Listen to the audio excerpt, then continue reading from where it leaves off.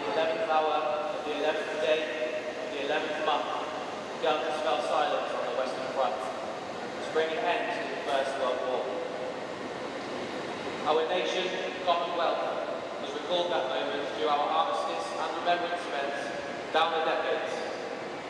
Decades during which the men and women of our armed services have continued to pay the ultimate sacrifice. And so, we stand here today to remember lives sacrificed in the service of our country and those traumatised and injured in conflict. May we have such a devotion to justice and freedom that the heroism of all who fought and still fight may continue to be remembered in a nation of service and in a world of peace.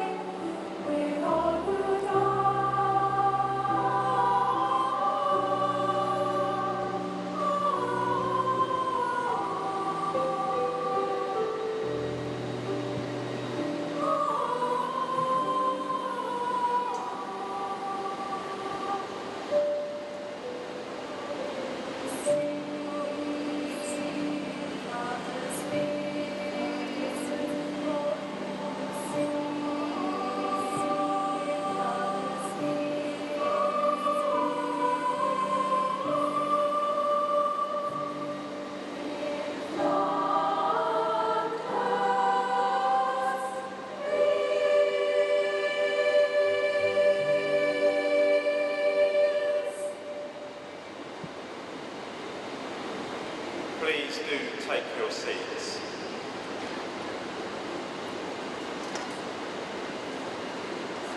Your Majesty, distinguished guests, Secretary of State, and colleagues from across the railway family, I'm delighted to welcome you here to London Paddington Station for this very special Poppies to Paddington Remembrance service on behalf of Great Western Railway and Network Rail, Wales and Western.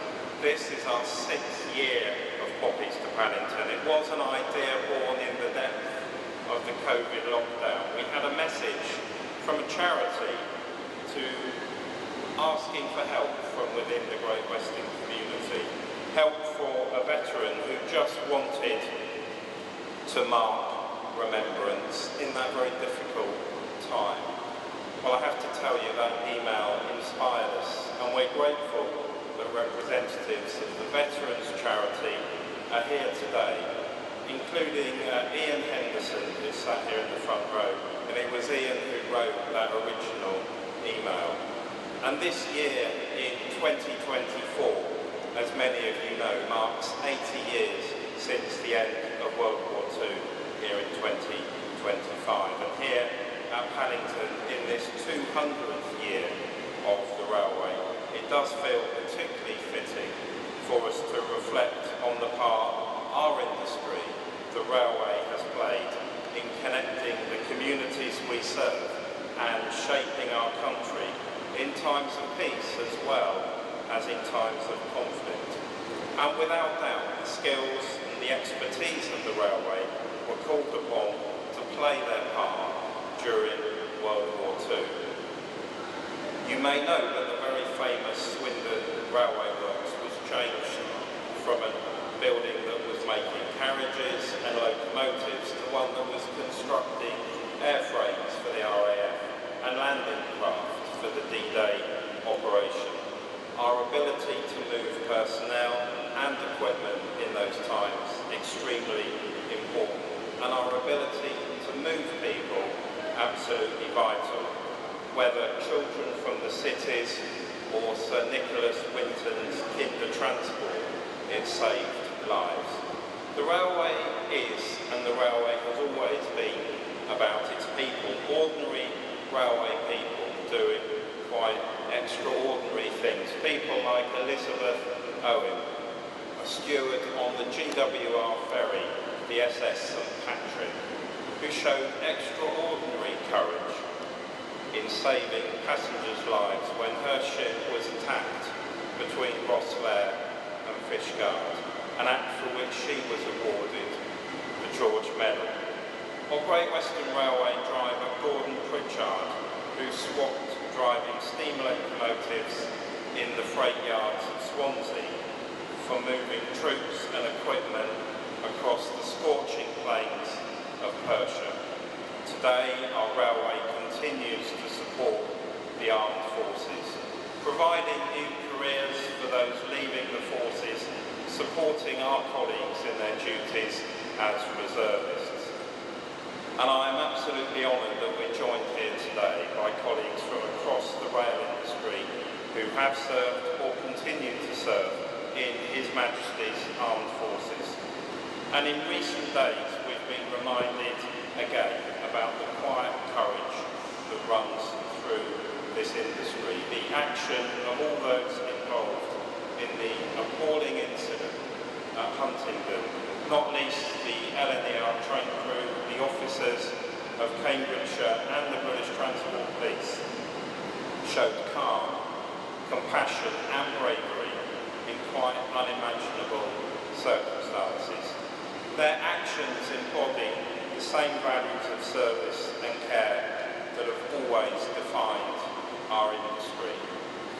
And our backdrop for our service here today is this train, this Intercity Express train number 80306. And you can see along the side of the train, it pays tribute to the 2,545 members of the Great Western Railway who made the ultimate sacrifice during the First World War.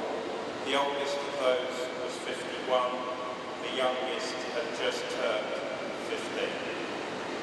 In total, more than 25,000 Great Western Railway colleagues volunteered to serve, which was a third of our entire workforce at that time.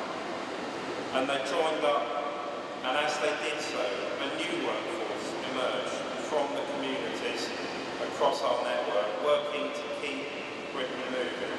As women stepped forward in their thousands, they filled the void left by those who went to serve. The railway is vital in times of conflict and in times of peace, keeping family and friends in touch, bringing businesses together and keeping goods moving. Every day, this Great British Railway keeps communities connected for thousands of people for hundreds of reasons. And this morning, however, 10 trains of the Great Western Railway, along with railway colleagues present here today, have connected communities in a single act of remembrance.